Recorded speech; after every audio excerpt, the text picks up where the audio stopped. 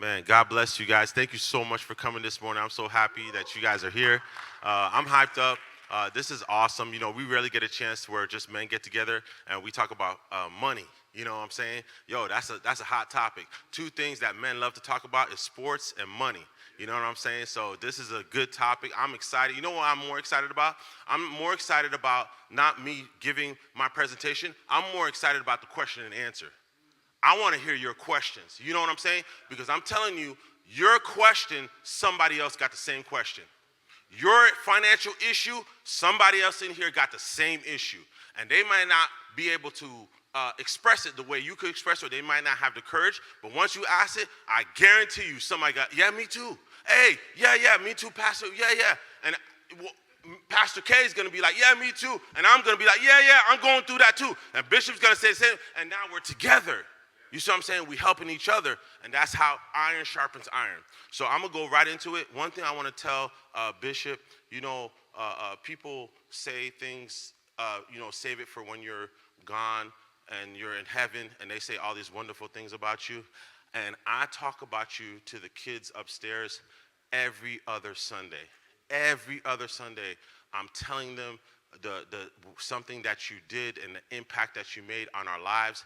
And you know something I just realized by when I was watching Pastor Kid this morning, everyone, the first thing they talk about is saying what a great sanctuary you helped build.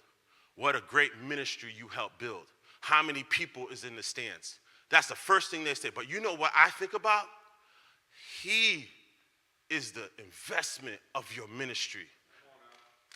I have trophies from winning basketball championships. They don't mean nothing to me.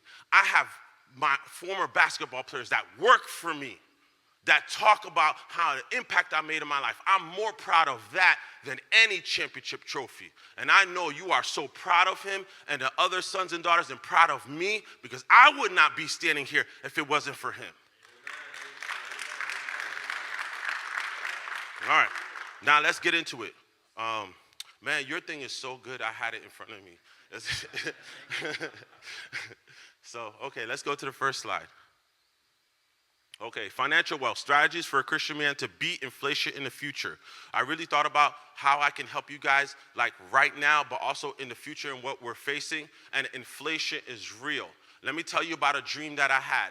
I was having a dream, and there's two dreams that I had that I never forgot. The one dream was before the pandemic happened, and basically God was trying to explain to me about the pandemic, but I didn't understand it, so I didn't understand that dream. But the second dream that I had is, you guys are going to understand this dream. My kids are older, and I see them bigger, and I look a little bit older, and I'm walking into McDonald's. And in McDonald's, I have two kids. I'm with three people, so there's four of us, right?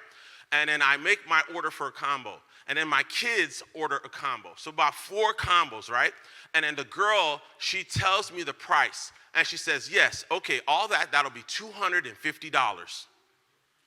I said, oh, no. I didn't order 20 or 50 combos. And we only order 4. She's like, yes, I know. That's the price. I said, no. There's no way that what'd you get? What'd you get? What'd you get? 1 combo, 1 drink, 1 fry. How is it $250? And the girl's looking at me like, what's wrong with you? That's the price. That's what it is now. And then I said, no, call your manager. And the manager comes up. And the manager said, did you order this combo? I said, yes. Did you order this combo? I said, yes. Yes, $250. I said, ain't no way I'm paying $250 for McDonald's. Everybody in the area around us were like, no, that's what it costs. I woke up sweating. I woke up like, oh my God, honey, I had the worst dream ever. God told me that's the future. God told me that's where prices are going. We have to equip our men in God to be ready for this inflation that is coming. You think there's inflation now? They just getting started. They can't fight it. I'm going to get more into it. Go to the next slide. Then God said to Solomon, because this was in your heart, you have not asked for riches or wealth, honor, or life of your enemies, nor have you asked for long life, but you asked for wisdom. Guys, you're not here to get more money. You're here to get wisdom. Because if you get wisdom, the money will come. The more wisdom you have, the more wealth you will have. You must be starved for wisdom. You must be thirsting for wisdom. You can't be looking at some information and look at it, I don't feel like reading it. I don't feel like studying it. I don't feel like learning about it. No. You don't have that option anymore. Because the less you know is the less money that your children is going to have. That's the less opportunities that your family is going to have. That's the less chances of freedom and time where you get to choose what you want to do is you're going to have if you don't want to learn. Because you can't depend on the public school system to teach you how to become wealthy. They don't have that class. Go to any Harvard University, go to Princeton. They don't have a class on how to fight inflation and live a financial freedom life. They don't have that. You have to learn on your own. You must seek wisdom. You must be like Solomon, because then God will put it on you so that you can help to bless your family. Go to the next slide. Wisdom over wealth. God gave Solomon wisdom, very great insight and breadth of understanding, as a measureless as the sand of the seashore. The first thing is seek wisdom. Avoid foolishness. Avoid foolishness. In our society, there are so many distractions to pull your attention into foolishness. If you go on your phone, they have badges and icons. There are some apps, they don't even ask you to put on your lock screen. They just show up on your lock screen to get your attention. I have to turn off all the badges and alerts from Facebook, TikTok, and all these things, because once I go on the app, I'm stuck on it because it's pulling my attention into foolishness. If your mind is on foolishness, you will not be wealthy. You will stay poor in a poor mindset. You have to avoid it. You have to avoid it. Those things that for the next 2 years, 3 years, 5 years, 10 years, that they are not going to help you financially. Your mind cannot be wasting on that thing. You are giving your energy to something that is stealing from you. It's stealing your time. It's stealing your energy. You can't allow it. Next slide. All right, go to the next slide. Wait, did I say, go back. Did I do that one? No, go back. I'm sorry, I apologize. All right. No. Go to the next one. Yeah. Understanding inflation and purchasing power. What is the definition of inflation? Inflation is the rise of the general price level of goods and services in an economy. The impact of purchasing power. Inflation erodes your purchasing power.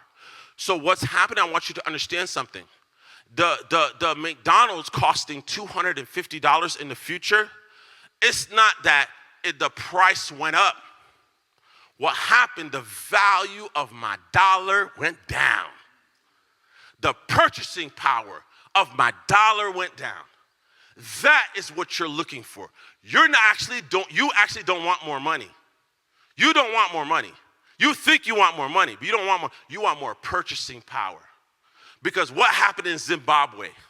The government was printing money, and they have zillionaire currency, billion-dollar bills. They didn't have $100 bills. They had million-dollar bills because the currency wasn't valued for nothing. All right, go to the next one. All right, look at this. Everybody look. What you see? Look at the prices. Look at the prices. Can you believe these prices were real?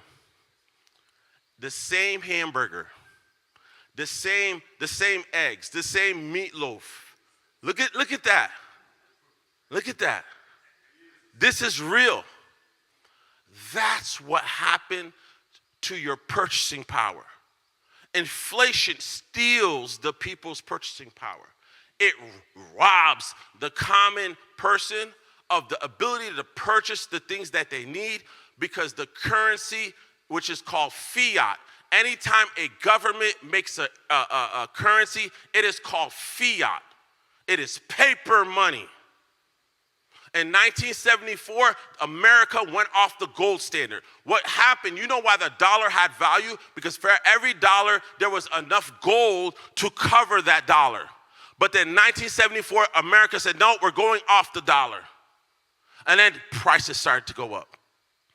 This is, show it again. This was 1980s. This is 1980s, and the other one is 1990s.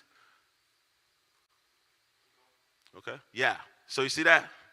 Now, how much is a combo today? $10. You see what I'm saying? Did the dollar change? No, it's still the same dollar. But inflation, that's why I'm here. I'm here to help you fight that. Because the price we see today, do you know 20 years from now, they're going to be having our prices up and be like, oh, can you believe they were only paying $10? Next slide. All right. Here, kids, would you at least try to blend in? Are these your bed sheets? Oh, look at the time. This must be where the coins were made in ancient Rome. Have a look. Rome was making coins. That was my favorite Out of coin. silver and gold. In ancient times, people Watch used what metal they did coins with it. for money instead of paper. And coins made sense because a coin contained precious metal that people found valuable, like gold or silver. Think of it as $1 worth of gold being melted into a dollar coin. Yeah, sounds good to me. What's the problem? The problem is that the Roman government decided to make more coins without actually finding more gold. They were turning the same amount of gold into even more coins. How do you make money out of money? Exactly the right question. He knows it's not chocolate, right? All right, coin shavers, break's over. We need more coins than we have gold for. Shave off pieces of these coins and melt them down with other metals. But if there's less gold in the coins, won't that make them worth less? We don't pay you to ask questions. We get paid? Oh, would you look at the time?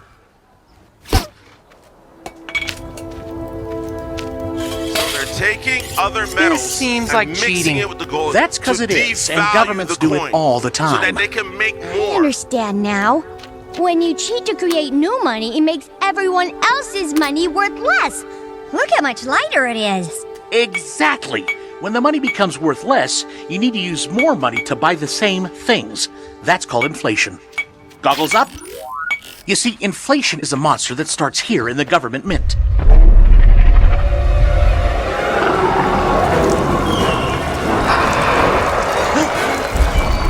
And spreads as the devalued money makes its way through households, cities, and entire countries.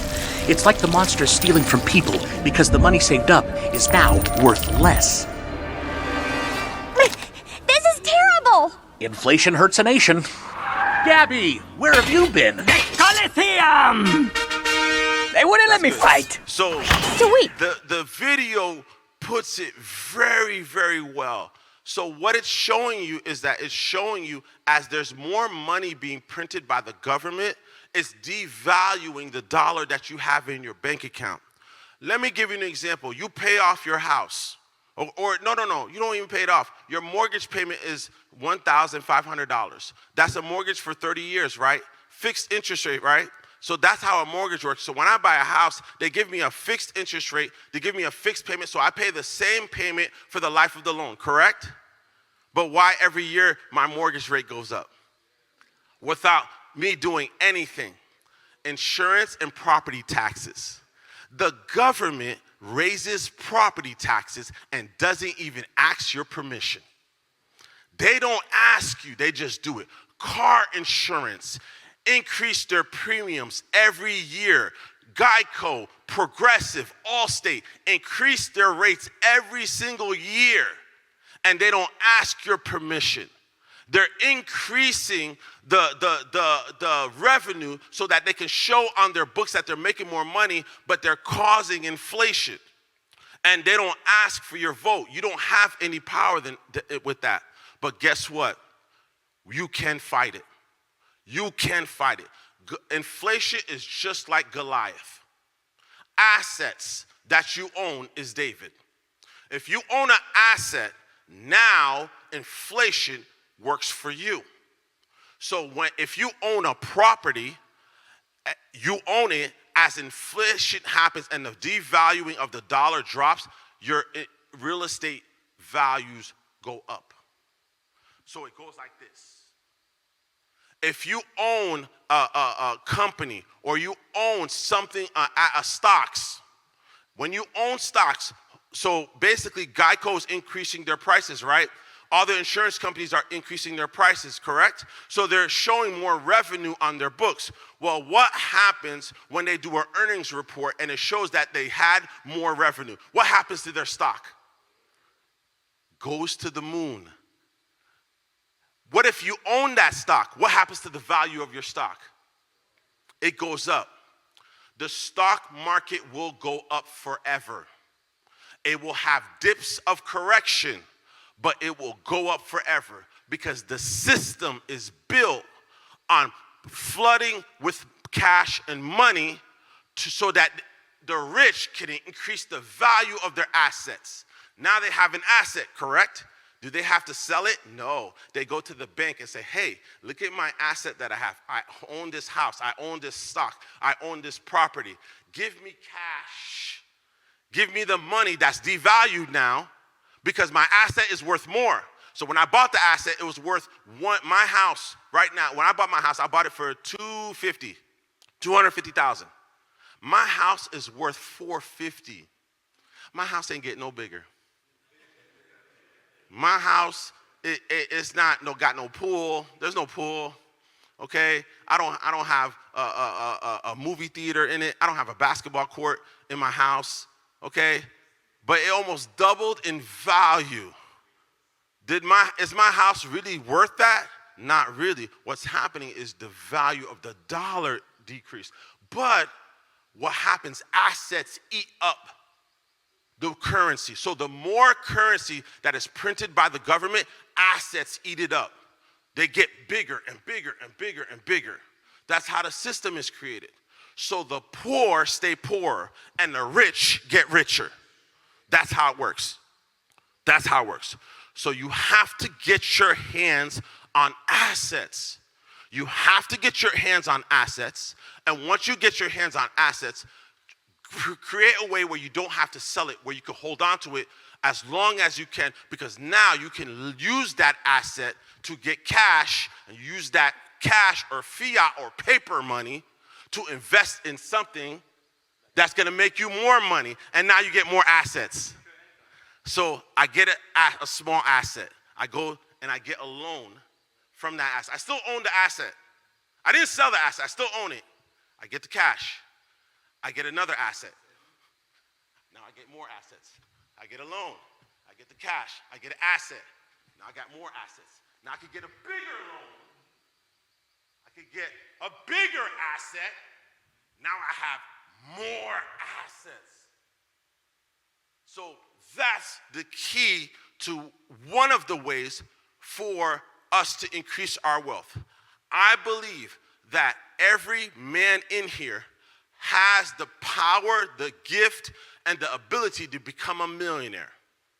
You don't know it, but you're sitting next to a millionaire. If you make wisdom, if you seek wisdom, if you seek knowledge, you will be wealthy. It's a fact. If you seek looking at LeBron's statistics, looking at sports things, looking at online fights, looking at stupid gossip that's happening around you and not looking for wisdom, you will stay where you are. All right, next video. Or next. Yeah, okay. So what happened, this is 2008. This is the crisis, the housing crisis was so bad, it was about to create the whole economic system to collapse. The whole system, our credit system, banking system was going to collapse. ATMs weren't going to work. People were going to do bank runs on their money in 2008. To stop it, the Treasury Secretary came in and called all the banks, that's all the banks, top banks in the world, and sat them down and listened what he told them. Skip a little bit, just skip a little bit. There you go.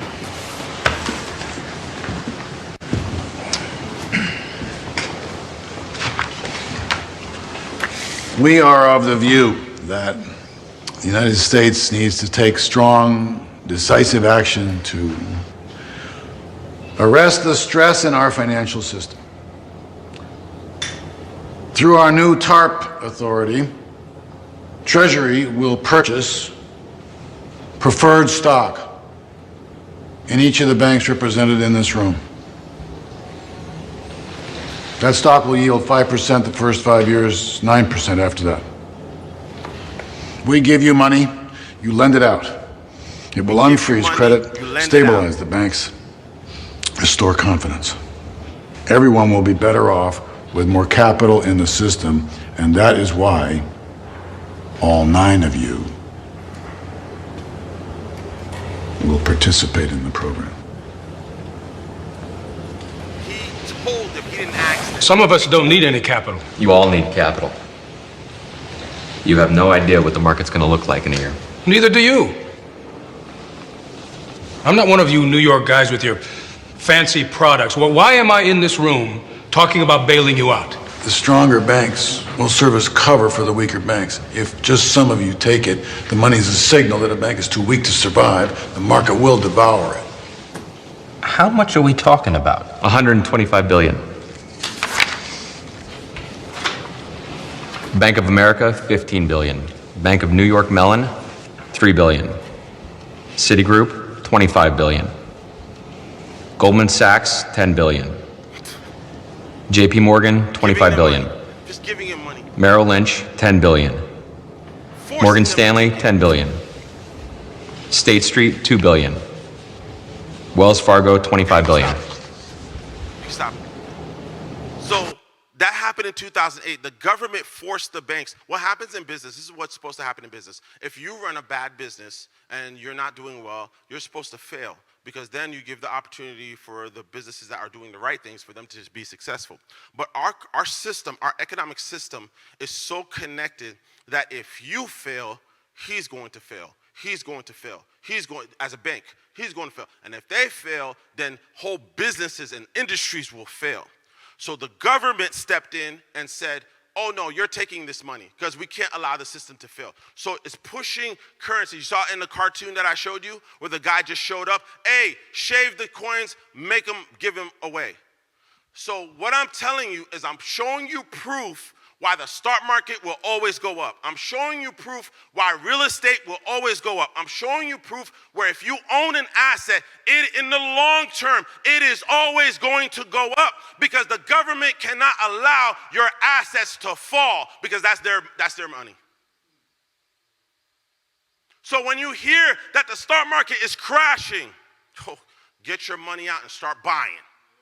When you hear panic in the streets, oh my God, the world is ending, houses are crashing, nobody's buying a car, nobody's buying this or that, go buy now, because the government is about to step in and do what that guy did. Hey, listen, we got to fix this right now. Right now, Trump is telling Powell, drop interest rates. We are in high inflation. You see the cost of everything. And Trump is telling Powell, drop interest rates. Powell said no. What happened to the stock market? It dropped tremendously. But it's just temporary. Because when it drops too much, Powell's going to be like, oh, no, my bad. I'm going to drop rates. And when he drops rates, if you own an asset, if you own stocks, property, anything of value, what's going to happen is going to triple in value. It's going to quadruple. Next video. Oh, at the same time. Fair to say you simply... Oh, no, this proves it. Go ahead, push play. And he said it in front of the whole world. He said it. Push play. This is Fair to say you simply flooded the system with money. Yes, we did. That's another way to think about it. We did. Where does it come from? Do you just print it? We print it digitally. So we, as a central bank, we have the ability to create money digitally. And we do that by buying treasury bills or bonds or other government guaranteed securities. And that actually increases the money supply. We also print actual currency and we distribute that through the Federal Reserve Bank. He said it. But by law, Chairman Powell's Federal Reserve can only lend. Next video. So now, here's the pause right there. Pause. Now, here's the thing. This was during the 2020 pandemic. I remember when the pandemic happened, and I remember what this happened. And I had about 80% of knowledge about this, what they were doing in 2020, right? It was in the summer. Remember when they closed down everything? I said to myself, there has to be somewhere where I can put all this, I could put my money, because when they flood the system with money, that asset is going to explode. And I started to learn. I spent nights. I did not sleep. I was learning.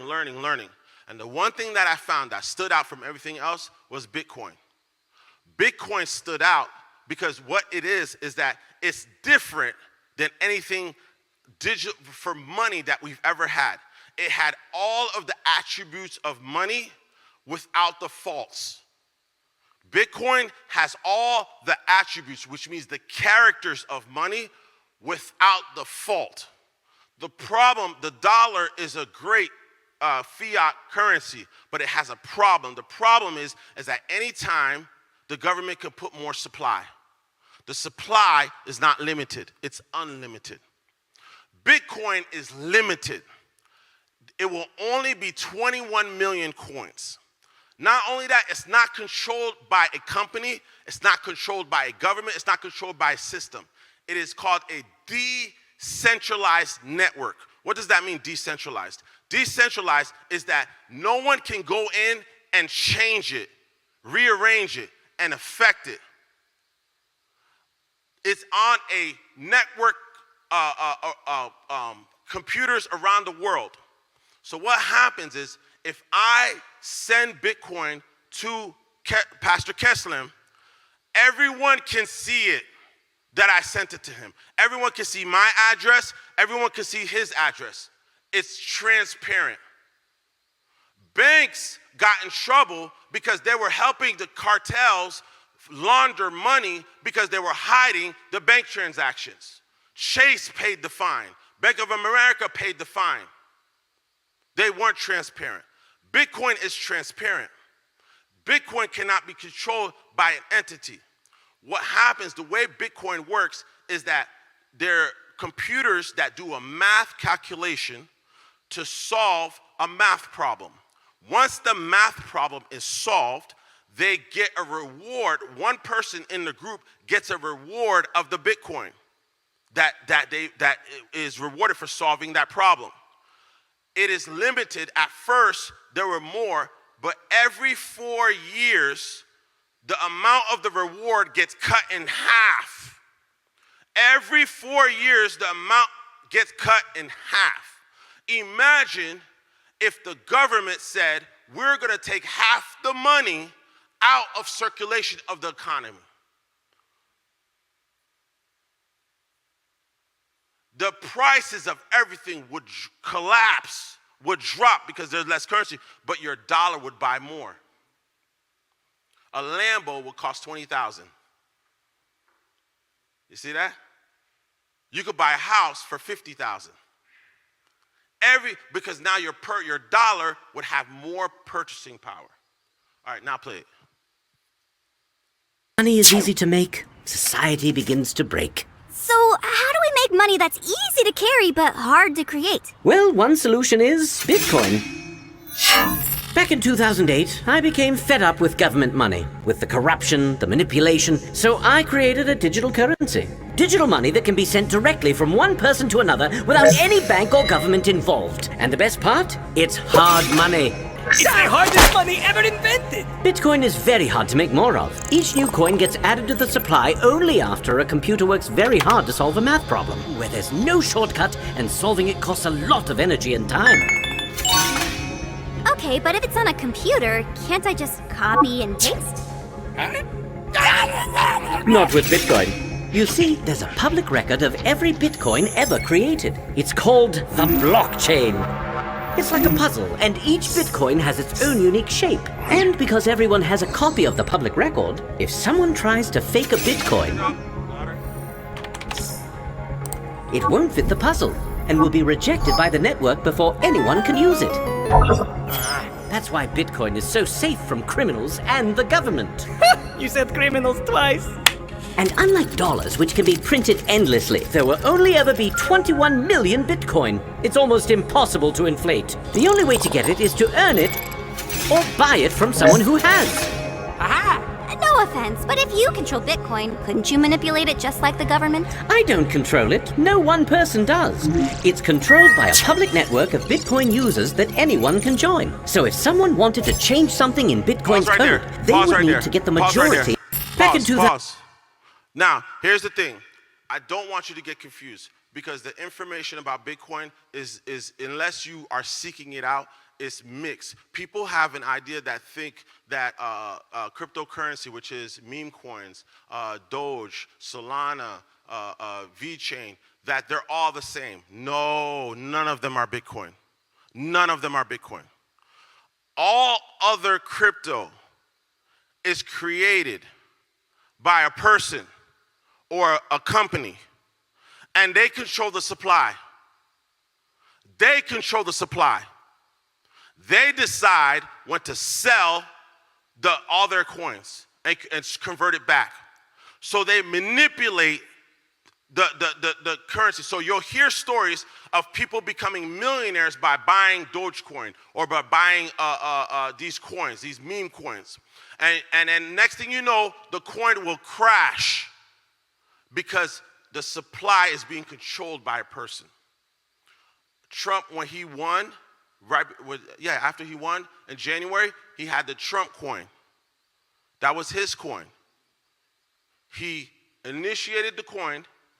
The value of the coin went through the roof. People who bought early were able to ride that thing. Once it reached a certain point, it began to crash. That is not Bitcoin. That is not what I'm talking about. I am not talking about all those cryptocurrencies. I am only talking about Bitcoin because of the fixed supply, and it's not controlled by a person or an entity. Now, some of those crypto coins are good, and they do serve a value, but I can't trust them because a person is controlling it. That person could decide one day, well, you know what? I'm selling all the coins. And then now the people who own it, their values crashed. So cryptocurrency is a completely separate point. I'm only talking about Bitcoin because Bitcoin is digital land. It's digital. Oh. Yeah. How do you tie, in this case, the value of those coins in relation to Bitcoin? Because Bitcoin, one Bitcoin has a value. And every other cryptocurrency, they are connected to the value of Bitcoin. So how do you that's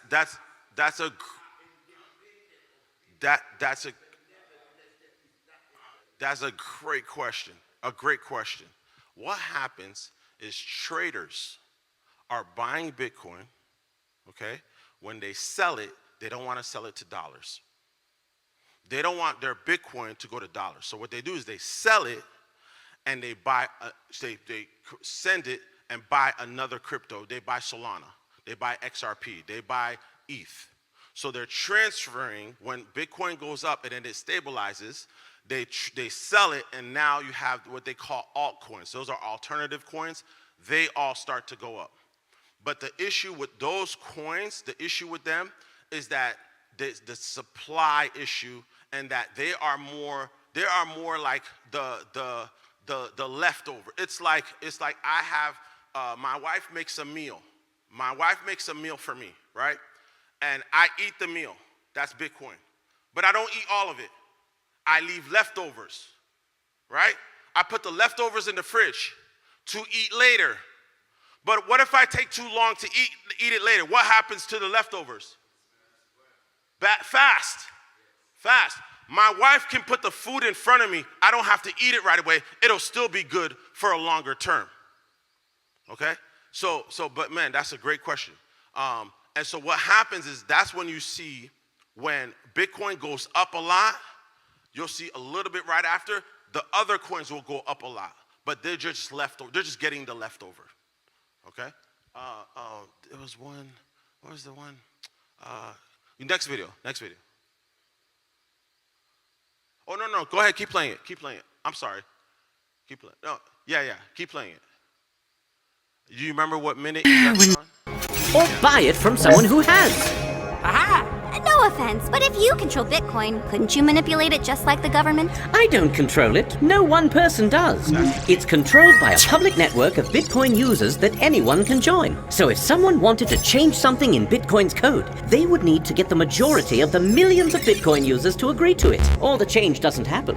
And when has the majority of us agreed on anything? One-ply toilet paper is garbage. Touché. Wow, I didn't know made-up money could make so much sense. Today, millions of people send Bitcoin instantly and cheaply to each other around the world without any bank or government involved. And because Bitcoin is hard money you can't just print more of, the more people who use it, the more valuable it becomes. Emily, if we take Lyle's Bitcoin... Here, this twice dropped in my spirit, 2 times. Now, in the Bible, in Revelation, it talks about the Antichrist coming. And when he will come, he will command people to put a number on their wrist, their hand, and forehead, so that they can what? Buy and sell. Okay? When you go in your bank account, if you buy something that the bank doesn't agree with, will the bank let the transaction go through? You ever get that verification code? That, hey, we think there's fraud happening. Did you really want to buy this thing that you ordered and you put your name on it and everything? And you have to say yes to verify it? They are controlling your money. They decide what you buy when you buy it. One time I was wiring money to someone. My bank stopped the wire transaction. I said, nah, we didn't like it. I had to go down to the bank, talk to the manager. The manager knew me, and talk to the rep. Finally, the next day they let it go through. That's when I realized, like, oh, that's not my money in the bank. That's your money that you let me loan, okay? That's when I realized it, right? Here's the thing. When the Antichrist comes in the banking system, if you don't have the mark, you cannot go to Walmart. You cannot go to Target. You cannot go on Amazon. They will verify. It will say, hold on, we need to verify if you have the mark. You see that? It's already set up. Now watch this. Watch this. This is the power of Bitcoin. They can't do that with Bitcoin. You buy Bitcoin. You put it in your own wallet. You can go anywhere around the world. And when you have the password, if you want to send that Bitcoin, a certain amount of Bitcoin to somebody to pay for something, all you need is their Bitcoin address and you can send it right to them. No bank knows. No bank knows. They can't stop it. They can't stop it. Even if they have your Bitcoin address, because it's all transparent, they can't come after you. I believe in the future when the Antichrist comes, every Christian will have Bitcoin and will refuse the mark.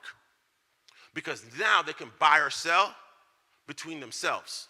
In Nigeria, the currency went up so high that the citizens stopped using the currency and had their own currency that they were paying with each other through Cash App.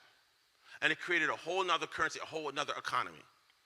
So I just want to drop that to you for the future. That's where we're going. Yes.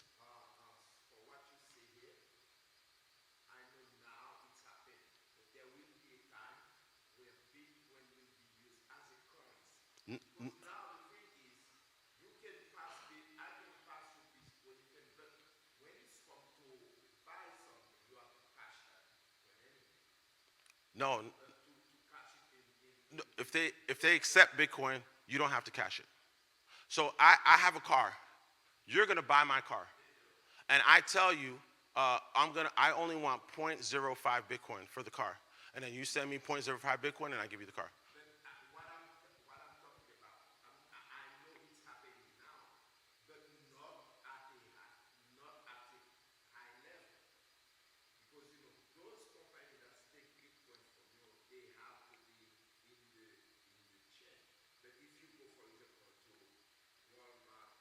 Yes. Yes, yes. Of course, no, they have fiat. No. They're going to use fiat. Governments are not, and this is what the next slide is for. Let me show you the next slide. This is why I want you to see this. Okay, anybody know what that is? Anybody know what the one on the left is? Oh, he's good. He's good. So that whole thing? No, what's the whole city? Huh? Where's Central Park? But what specific bureau? Who said it? Somebody said it. Manhattan. That's Manhattan. Manhattan is the most valuable real estate in the world. This is 1900. If you bought land on there, you bought it in 1900. In 1920, would it be smart to sell it? 1950, 1960, 2000, 2010, 2025, would it be smart to sell it? Would you ever sell it? Nah. No. Why would you never sell it? Because the value will always go up. You can just leverage it, get a loan, use it as collateral, and get the loan that you need to buy and sell whatever you need.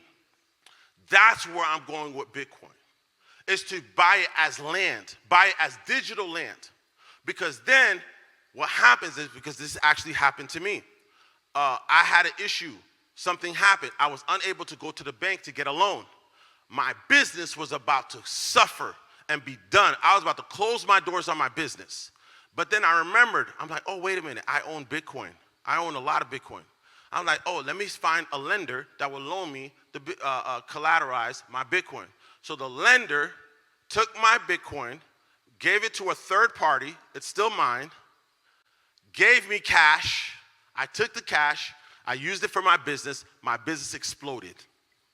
I paid off the loan, and then the third party lender gave me back my Bitcoin. And then I bought more. You see that? You see that? So now, I didn't have to have real estate. I didn't have to do a credit check, no background check, no credit score. Just because I own that asset and a lender realized like, whoa, this is a value. I'm going to lend you, because then what if I don't pay the loan? What happens? Right? They actually, you know what they told me? They said, hey, this is what they do. They don't want to take it. What they're going to do is they just going to take the amount of the principal, not even the interest, to pay off the loan. And then we're going to give you the rest back because we want you to come back because we need your business. That's what they told me. Okay? Bank of America hasn't started yet. Chase hasn't started yet. TD Bank hasn't started yet. It's coming. Trump already gave them the okay that they can do loans off of Bitcoin. They already do it on stocks. Do you know if you own an Apple stock, you could get a loan on your stock? Did you know that? So that's where I'm going. So put the one up again. I have to go real fast. All right, and that's where I was showing you the loan. You see how you got the loan, and then what happens, the loan was able to pay off these things. So this is where I'm going. Where I'm going, you as a young man, you're a young man, okay? If you buy Bitcoin now, I don't care how much Bitcoin you buy, and you hold on to it. In the future, 5 years from now, 10 years from now, you're going to be to a point that you don't have to get a credit card. You don't have to go to a bank. You don't need no credit score. Just off your Bitcoin, you're going to be able to get a loan so that you could buy a house, so that you could open up a business, so that you could do other things that you want to do. All right? This is where I'm telling you, assets swallow up inflation. Okay? Go ahead, next slide. All right. Only 21 million will ever be created. Gold is still being mined. So gold is not a fixed supply. They are still mining for gold. So they'll keep mining for gold. So they can still add supply. Fiat, the dollar, is not fixed supply. The government can print when they want. Real estate, art, wages, goods, services, they are building homes right now. They're rushing to build more houses because they ran out of houses. Okay? By the way, do you know why South Florida, our real estate prices are so high? Do you know why? It's not the beach. Do you know why? Huh? No, that's not why. I mean, that's like a fruit, but there's a why. It's to the west of us. Yes, there it is. It puts us in a hallway. We're in a hallway. So from West Palm Beach, Fort Lauderdale, Miami, it's a hallway. We can't build in the Everglades. We can't go out. Orlando can go out. See that? Orlando can keep expanding out. Houston, San Antonio, Atlanta can keep expanding out. We can't. That's why our real estate prices, well, could you go? The supply is limited. I'm going to keep hitting that. The supply is limited. When you limit supply, demand goes through the roof. Do you understand where I'm going with this? This is why I'm telling you, if you buy Bitcoin, don't never sell it. Because one day, Bitcoin is going to be worth $1 million for one Bitcoin. So whatever you bought is going to go up 10 times in value. Because it's a fixed supply. Go ahead, next one. Show me this slide again. Okay, the halving happens every 4 years. So, Uncle, this is for you, every 4 years. So in 2012, 2016, 2020, 2024, what happens is that the computers get cut in half. The reward gets cut in half. So in 2028 and 2032, I want you to remember those dates, 2028 and 2032. By the time it's 2032, right now Bitcoin is around 80,000. It's not going to be nothing. Uncle, do you remember when you came to West Palm Beach? How much were the average house? 50,000. I remember my dad bought a house in Wellington for 80,000. Okay? All right? You see where I'm going with this? You see where I'm going with this? So the volatility of the fluctuation of Bitcoin, because Bitcoin is, the reason why Bitcoin goes up and down really fast is because there doesn't need to be a closing. When I have real estate, I have to find a buyer. I have to go through the appraisal. I have to go through the lender. I have to go through a close. So it takes time. But with Bitcoin, it's quick and fast to sell that asset. So that's why the price goes up and down. But what goes down fast goes up even faster. One day, Bitcoin went up $10,000 in one day. Okay? There's going to be a day it's going to go up $20,000, $30,000, $50,000, $100,000. Okay? All right, go to next one. You are early. Governments have not started buying Bitcoin yet. Trump approved the Bitcoin strategic reserve, but they haven't started buying yet. All the Bitcoin they have, they took it from the Silk Road. They took it from some guy who had almost like Amazon for illegal stuff. They took it from them, but they have the most right now, 200,000. Okay? Their goal is to get 1 million. When America starts buying, other countries are coming. China's coming. Russia's coming. They're going to start buying. Pensions are going to start buying. States are going to start buying. Okay? You know why? They're not buying it to sell it. They're buying it to put it on their balance sheet because it makes, if your balance sheet, you have a high asset, it makes your balance sheet look good, so now you can get more money. All right? Go to the next slide. Okay. Bitcoin is a revolutionary digital standard that has been referred to as digital gold of the future. With its decentralized nature, limited supply, the ability to serve as a hedge against inflation, Bitcoin has the potential to reach extraordinary heights, with the same experts predicting it to surpass $1 million to $13 million per coin in the next 10 years. All right, go to the next slide. All right. Okay, so I want you to do your own research. Go and buy I have some books that I have at the end of this slide that they're going to show. Buy those books. What I gave you is I just gave you the cream on I just gave you the ice cream. I just gave you the top, okay? You need to do your own research.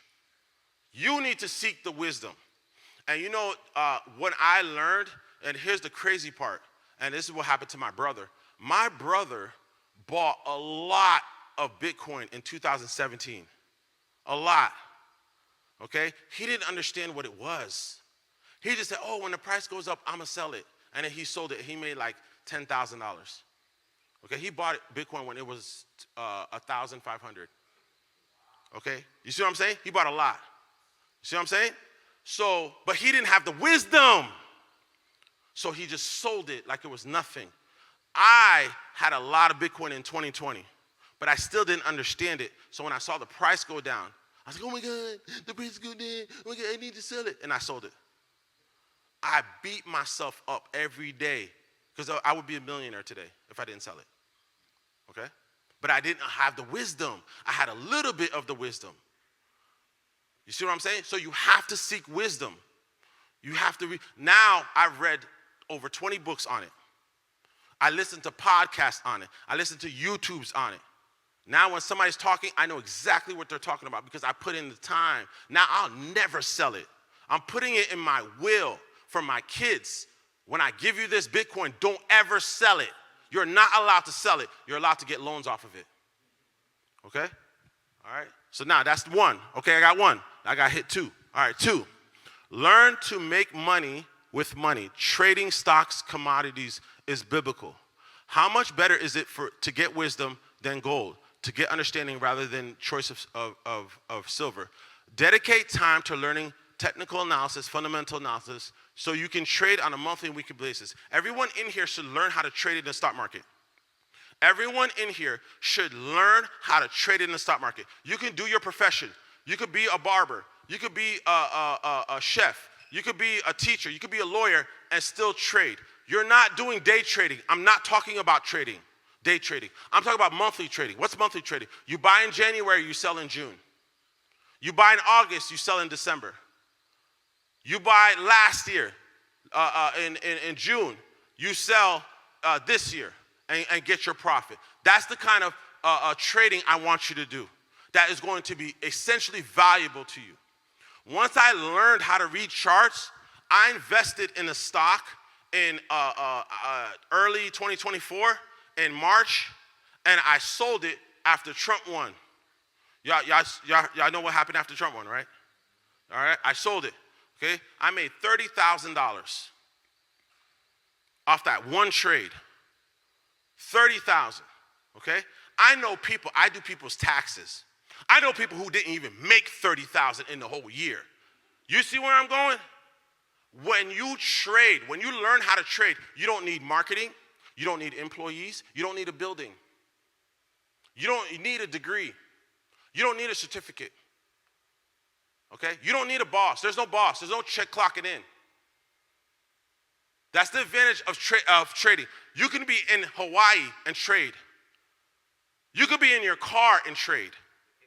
You could be in your bathroom. You wake up one morning, oh, you know what? I've been watching this stock for a couple years. After you flush the toilet, you're like, yeah, I'm gonna buy. And you buy.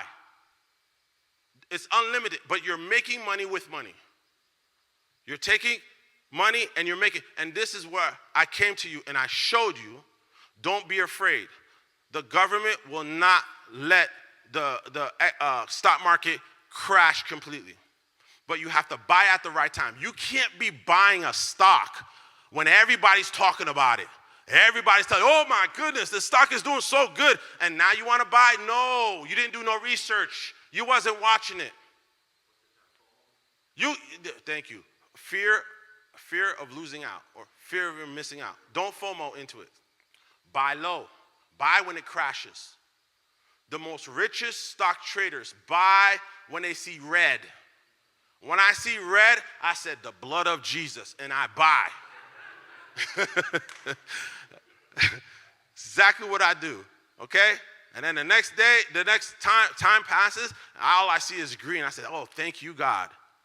Okay? I used to buy when it was green, and then I would sell when it was red, and I was losing money because I wasn't doing wisdom. I wasn't learning it. I wasn't watching it. Okay? I know some of you young men, you are very articulate in talking to young women. You know, you see a young woman, you know, you want to go and talk to her. You want to date her. You want to, you know, make her your future wife. You don't just walk up on her any kind of way. You study her. You watch who she talks to. You watch the way she looks. You watch what she eats. You watch her mannerisms. You study her. And once you study her enough, you're like, oh, I see my moment. And you walk in, And she's like, oh my God, he knew exactly what to say. It's like he knew me already. It's like he knew what I was thinking. He knew everything about, oh, I love him.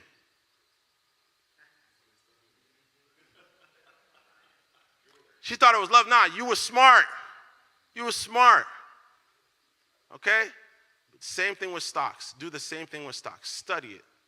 Study it. Study it. Study it. Study it.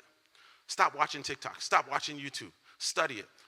One of the greatest stock traders that I follow, he's amazing. He made like $1 million in one trade. In one trade, he made $1 million. He said on Sunday night, that is when he picks 2 or 3 hours, 2 hours, and then he studies a stock every Sunday night. So he has a job. He has a regular job. So during the week, he's doing his job. Saturday, he's with his kids. Sunday, he goes to church. After church, he's with his family. And then from 8 o'clock to 10 o'clock, no phone calls, phone's gone. He's studying a chart.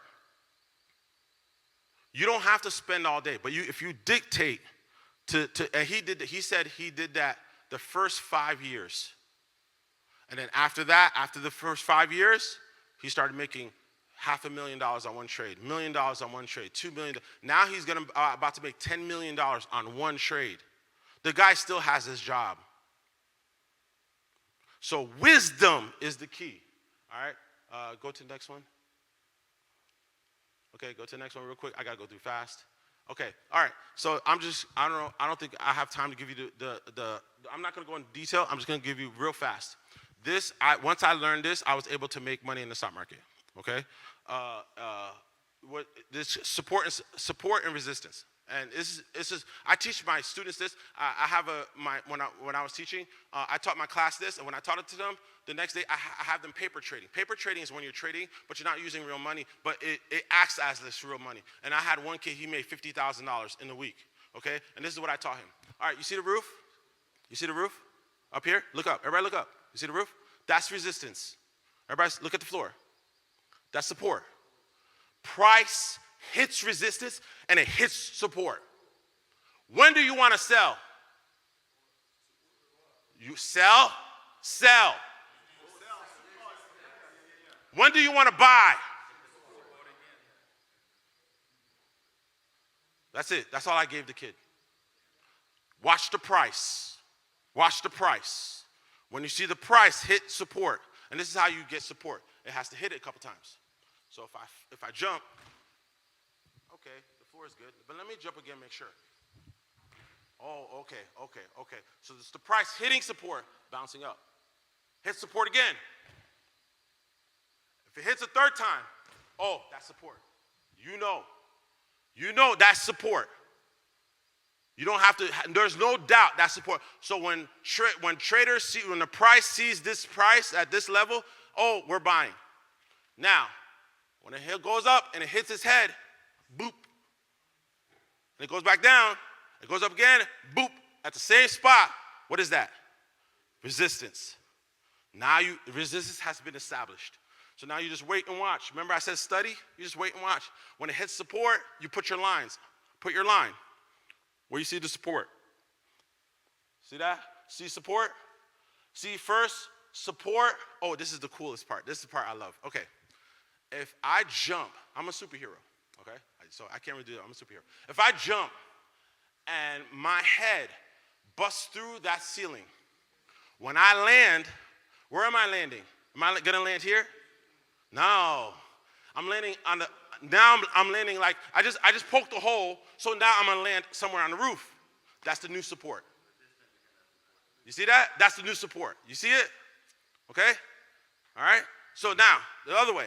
If I fall through the floor, and let's say Uncle built a secret basement downstairs, okay? When I hit the basement, what is that? Support. But when I jump up again, what's the new resistance? Is the new, yes. The old support becomes the new resistance. So this is all you gotta do. All you gotta do, this is what I do. This is how I do it. I don't wait for it to hit support. I wait for it to break through support. Break through support, find a new support, then I buy. Then, when it hits resistance, I wait. When it busts through resistance, I buy more. Because I know now, what? The resistance has become support. And now I just wait. I'm just done. My ton moins. Oh, l'argent vini, oui. Oh, money is coming. Money is coming. And then I sell. And I'll say about 99% of my profits have been that way. So this is basic, but there's a book called Trading in the Zone. You need to read it. There's books on Amazon. You don't even need to read it. What do they call that thing? Audio. Just listen to it on audio. All right, next slide. Okay, this is beautiful, okay? That's it. Everyone who's ever lost money in the stock market, they buy where it's red. You see where it's red? That's where they buy. I had a friend of mine, okay? I told her about Bitcoin in 2021. I told her about Bitcoin. I don't want no Bitcoin. Oh, that's dumb, right? Remember when Dogecoin became popular? Everybody was talking about Dogecoin. My neighbor who never says hi to me, pas jamais dit rien, never talks to me, came up to me and said, hey man, you got some Dogecoin? That's when I was like, oh, bagala fini. It's done. It's over. It's over. When she called me up, guess what she said? Oh, you know what I did today? I bought Dogecoin. It was right before Elon Musk got on Saturday Night Live and said Dogecoin is a hobby. It's a joke. And then it crashed. Boom. And she lost her money.